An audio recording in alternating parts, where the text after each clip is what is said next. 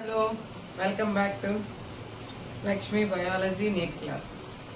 Okay, so ఈరోజు మీకోసం ఒక చిన్న సబ్ టాపిక్ సబ్ టాపిక్ అని కూడా కాదు, క్యాలిక్యులేషన్ బేస్ చేసుకొని నేను ఒక చిన్న లాజికల్ గా మీకు ఒక టేబుల్ అయితే ఇవ్వడానికి అయితే రెడీ అయ్యాను.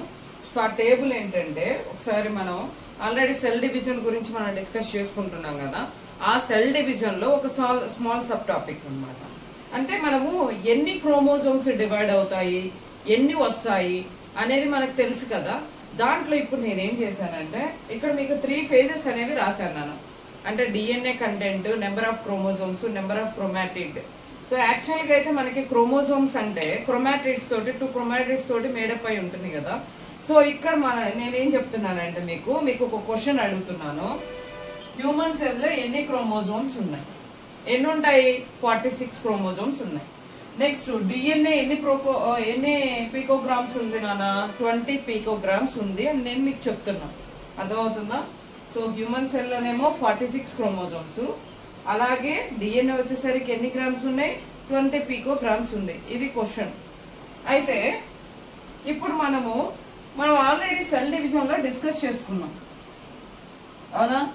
G1 S G2 M phase, G1 S G2 M phase, ఇదే కదా మనం చెప్పుకుంది. ఓకే, సో ఇక్కడ ఈ ఫేజ్ ని ఏమన్నాం? G1 నుంచి G2 ఫేజ్ ని ఇంటర్ ఫేజ్ అన్నాం, ఇది M phase అన్నాం. టాపిక్ కంప్లీట్ అయింది. ఆ టాపిక్ లో నుంచి ఇప్పుడు మిమ్మల్ని అడుగుతుంది ఒక క్వశ్చన్. క్వశ్చన్ అంటే జస్ట్ డిస్కషన్ అన్నమాట. సో ఇక్కడ చూడండి, G2 స్టేజ్ లో, ఏ స్టేజ్ లో అడుగుతున్నాను?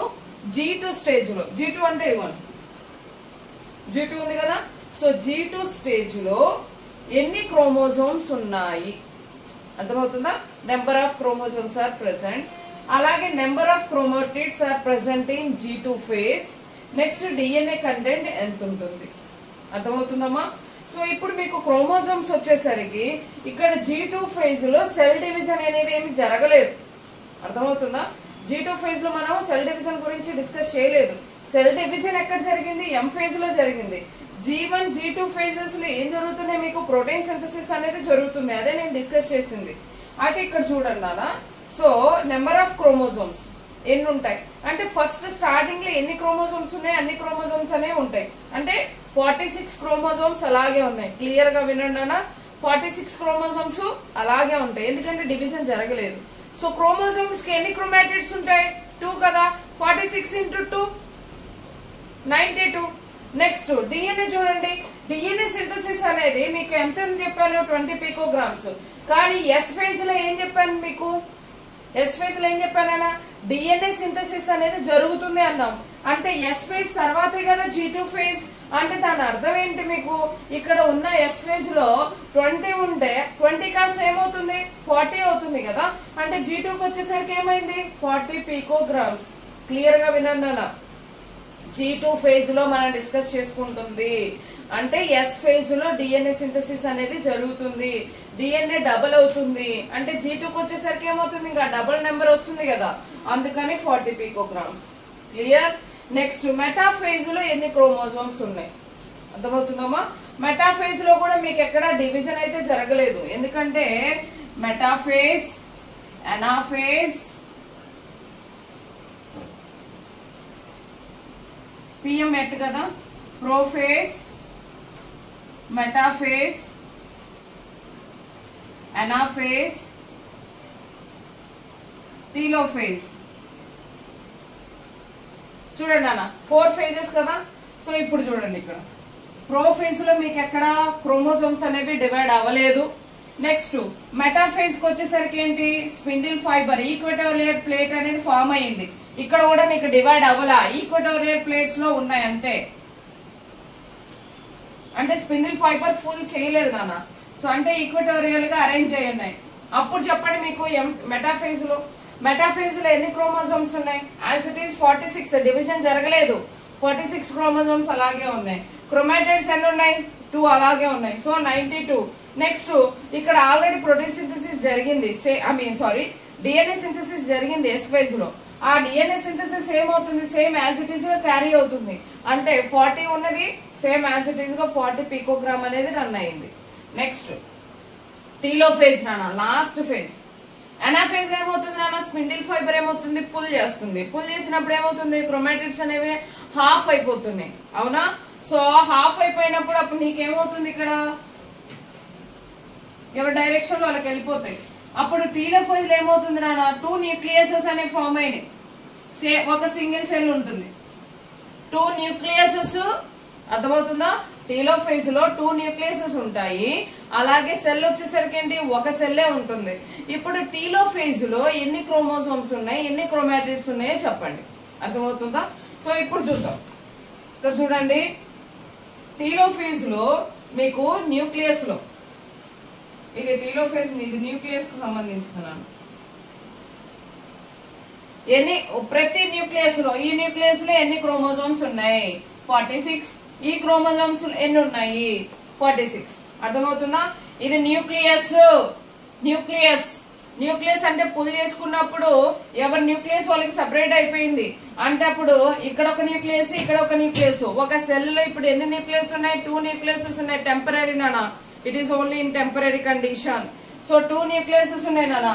ఇప్పుడు న్యూక్లియస్ లో ఎన్ని క్రోమోజోమ్స్ ఉన్నాయి, టీలోఫేజ్ లో న్యూక్లియస్ లో ఎన్ని క్రోమోజోమ్స్ ఉన్నాయి, 46 ఉన్నాయి. 46 ఉన్నాయి, అదే నేను ఇక్కడ రాసాను.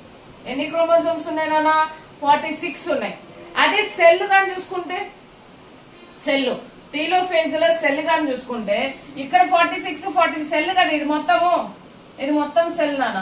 ఆ సెల్ మొత్తంలో ఎన్ని క్రోమోజోమ్స్ ఉన్నాయి, 92 క్రోమోజోమ్స్ ఉన్నాయి. కన్ఫ్యూజన్ చేసే బిట్ నాన్న, మోస్ట్ ఇంపార్టెంట్ వన్, కన్ఫ్యూజ్ చేసే బిట్. అందుకే మీకోసమే ఇది వీడియో షూట్ చేస్తున్నాను. ఓకే, సో ఇప్పుడు చూడండి, ఒక న్యూక్లియస్ నేను చెప్తుంది నాన్న. టీలోఫేజ్ లో ఒక న్యూక్లియస్ లో ఎన్ని క్రోమోజోమ్స్ ఉన్నాయంటే 46.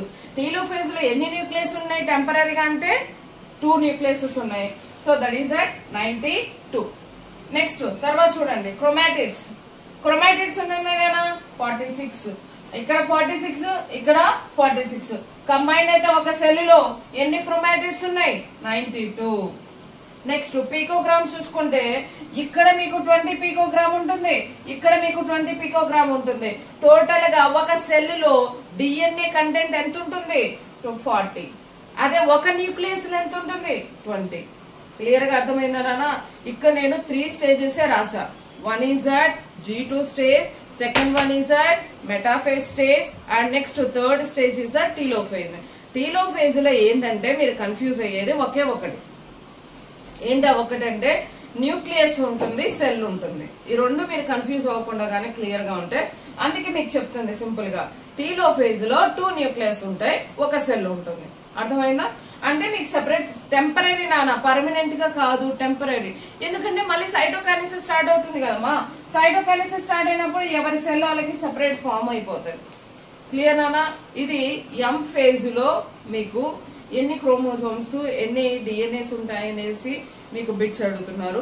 అంటే సెల్ సైకిల్ అనేది చాలా సింపుల్ టాపిక్. మరి మిమ్మల్ని కన్ఫ్యూజ్ చేయకపోతే మీరు ఏముందిలే అనే నెగ్లిజెన్సీ కూడా ఉంటుంది కదా. దానికోసం ఇలా మిమ్మల్ని క్వశ్చన్స్ అడుగుతున్నాను. సో దానికోసం నేను ముందే ప్రిపేర్ అయ్యి మీకు ఎక్స్ప్లెయిన్ చేస్తున్నాను. అంటే ఏంటంటే ఇలా అడిగితే మీరు వీడియో షూట్ చేస్తుంది మీకోసమే, చూస్తుంది మీరు నేర్చుకోవడం కోసం, అంతే కదా. మరి నేర్చుకోవాలన్నప్పుడు మీకు ఎలా డిఫరెంట్ గా ఏ మెథడ్ లో అడుగుతారనేది కూడా మేము ఎక్స్ప్లెయిన్ చేయాలి కదా.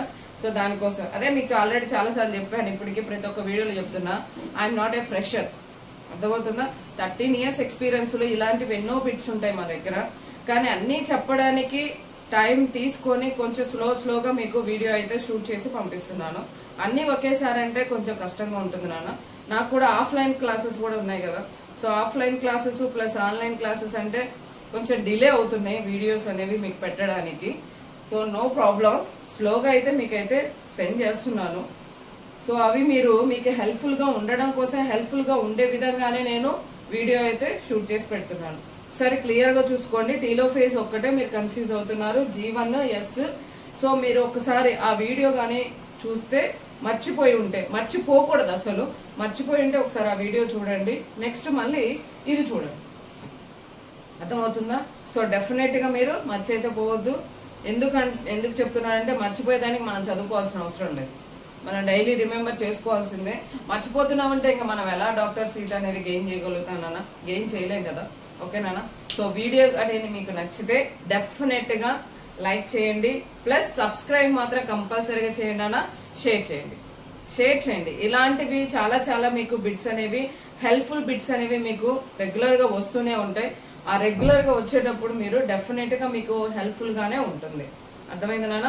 షేర్ అయితే చేయండి నాన్న. కంపల్సరీగా సబ్స్క్రైబ్ చేసుకోండి, షేర్ చేసుకోండి. సబ్స్క్రైబ్ చేసుకోకపోతే ఇలాంటివి అయితే మీకు రావు. అర్థమవుతుందా? సబ్స్క్రైబ్ చేసుకుంటేనే కదా ఏ రోజు నేను ఏ వీడియో అనేది సెండ్ చేస్తున్నాను. Okay, bye.